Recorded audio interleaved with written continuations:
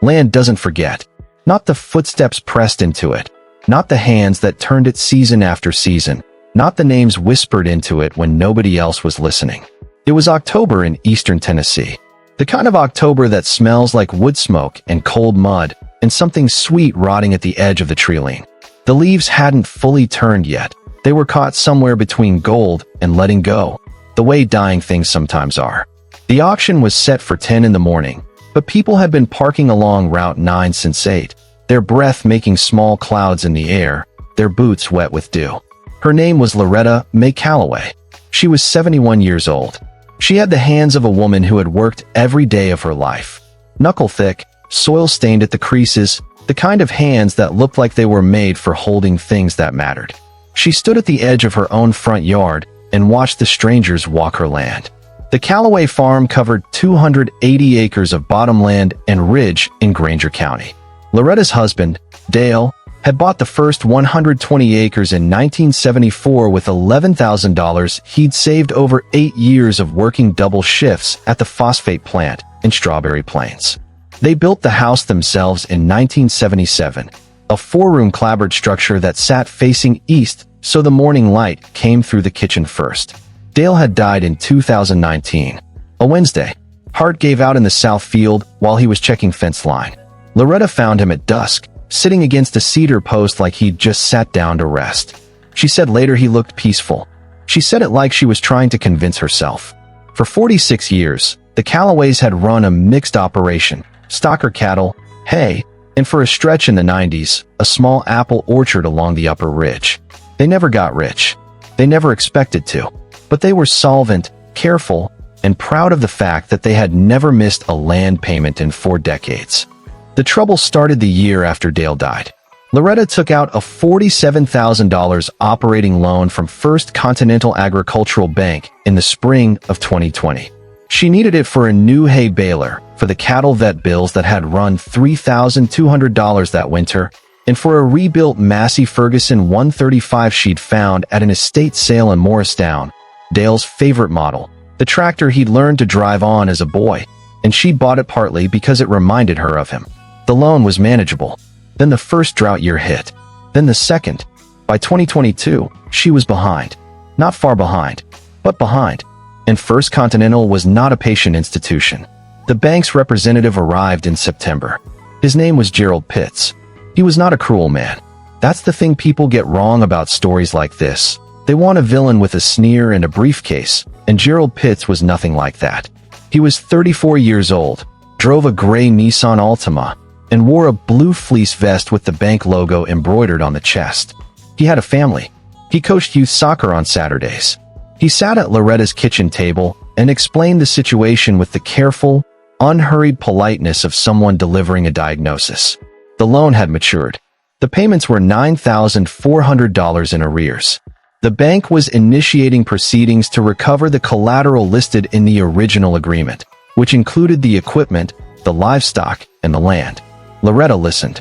She did not cry. She poured him a glass of water and set it in front of him and said, quietly, that the 1968 Massey Ferguson 135 had been recently restored and was worth more than the bank had appraised it for in the original loan documents. Gerald Pitts looked down at his folder. He nodded slowly, the way people nod when they are not really listening but want you to feel heard. He said the bank's equipment appraisal from 2020 had assessed the tractor at $2,200, non-operational, parts value only. That was the figure on record. That was the figure that mattered. He thanked her for the water. He drove back down Route 9. Loretta stood on the porch and watched the gray Nissan until it disappeared around the bend. She did not say anything. She went inside and got her notebook. If you have ever sat across a table from someone with a folder and a title and watched them not quite hear you, you already know how this moment felt. You don't need me to explain it. This is one of those stories where the evidence was always there. It just needed someone willing to look. If this is your kind of story, hit subscribe and drop a comment telling me where you're watching from. I read every single one. Her granddaughter's name was Wren. She was 16 years old, the daughter of Loretta's youngest son, and she had been coming to the farm every summer since she was 4. She was not loud. She did not perform confidence. She had the same quality her grandmother had, a kind of stillness that people sometimes mistake for passivity, right up until the moment they realize it isn't. When Loretta told Wren what the bank had said about the tractor, Wren didn't react the way a teenager normally reacts to bad news. She asked if she could see the appraisal paperwork. Then she went out to the barn. The Massey Ferguson 135 sat in the third bay under a tarpaulin. Wren pulled it back and stood there for a long time, just looking. She had helped her grandfather work on that tractor 4 summers running. She knew it the way you know something you've put your hands inside. Not from a manual, but from memory. She went back to the house and found Loretta's notebook, the spiral-bound one Dale had always kept for maintenance records, and she started a new section dated October 14th. The first thing she wrote down, the tractor's serial number, S/N648F09462. She cross-referenced it that evening on an agricultural equipment registry she'd found through her school's library database. The 135 had been manufactured in Coventry, England in 1968.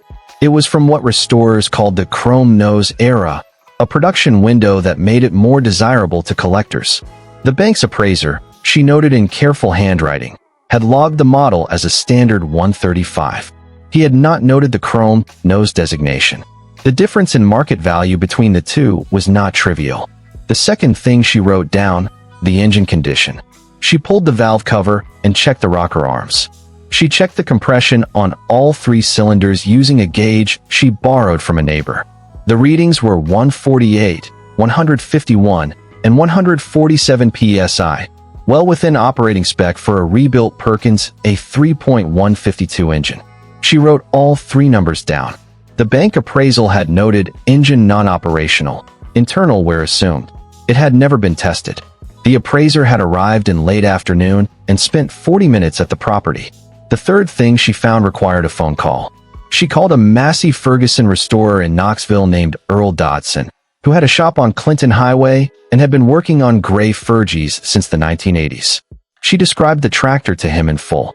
Serial number, build year, engine readings, the front axle she and Dale had rebuilt in the summer of 2017 with new kingpins and tie rod ends. The repainted enamel they'd matched to original Massey red. The new rubber, 4 Firestone 23-degree front tires and rear Firestones that still had most of their tread. Earl Dodson listened without interrupting. Then he asked what the bank had appraised it for. Wren told him. There was a pause on the line. He gave her a number. She wrote it in the notebook, circled it twice, and underlined it once. Then she went back inside and asked her grandmother who handled the estate of the previous owner, the man who had sold them the tractor in the first place. The auction was scheduled for October 28th. On the morning of October 26th, Loretta's attorney, a woman named Patricia Sen, who had practiced in Rutledge for 30 years, submitted a formal objection to the bank's asset valuation with the county court. Attached to the objection were 14 pages of documentation that Wren had assembled over 11 days. It included the serial number registry printout, the compression test readings, the itemized restoration receipts for $1,100 in parts and $1,800 in labor, all documented, going back to 2016. A signed written estimate from Earl Dodson of Earl's Tractor and Equipment on Clinton Highway, Knoxville, placing the current fair market value of the 1968 Massey Ferguson 135 at $11,400 to $13,500 depending on buyer. It included a photograph of the original bank appraisal form, in which the equipment inspector had left the engine test field blank and estimated the tractor's age as circa 1972. Patricia Sen walked into the bank's regional office in Morristown on the morning of October 27th and laid the folder on the desk of the branch manager, a man named Thomas Greer. He read it slowly. His assistant read it. They made a phone call to their external appraiser. The external appraiser confirmed the valuation within 2 hours. There was a meeting that afternoon. Loretta attended. Wren sat beside her. At one point, Thomas Greer looked across the table at Wren and asked how old she was. 16, Wren said. He looked back down at the folder. Nobody in the room said anything for a moment. The recalculated asset value of the tractor alone, $12,800 on the agreed estimate, reduced the effective loan-to-collateral ratio significantly. Combined with a voluntary payment plan that Loretta's attorney proposed, the bank agreed to suspend foreclosure proceedings. The auction was postponed indefinitely. The land stayed. The difference between what the bank's appraiser had valued the tractor at and what it was actually worth, $10,600. 11 days of notebook work. Word spread the way it spreads in small counties, through the feed store and the diner and the parking lot after church. People didn't call it a victory, exactly. Loretta didn't use that word. She went back to feeding cattle the morning after the meeting and didn't take a day off to celebrate. Wren went back to school on Monday. Earl Dodson, the man from Clinton Highway, called Loretta 2 weeks later. He'd had an inquiry about the tractor, a collector in Sevier County who was looking for a restored 135 in that exact condition. He wanted to know if she was interested in selling. She was not. The Massey Ferguson 135 stayed in the third bay of the barn, under a clean tarpaulin, next to the shelf where Dale's tools still hung in the order he'd left them. Patricia Sen mentioned the case at a rural property rights seminar in Nashville the following spring. No names, just the general facts. Several people in the room asked her to repeat the part about the 16-year-old. Wren, by then, had started a new section in the notebook. She was working on the hydraulic lift system. There is something about old machines that people get wrong. They look at rust and assume rot. They look at age and assume worthlessness. They see what a thing appears to be on the surface and write the number down and move on to the next farm, the next folder, the next appointment. What they miss, what they almost always miss, is the person who stayed. Loretta Mae Calloway did not save her farm with a speech. She didn't confront anyone. She didn't post anything online or call the news. She just went inside and got her notebook and trusted that the truth was in the details and waited for someone else to see what she already knew. It was October in eastern Tennessee. The leaves had finally turned. The tractor was still in the barn. The land remembered.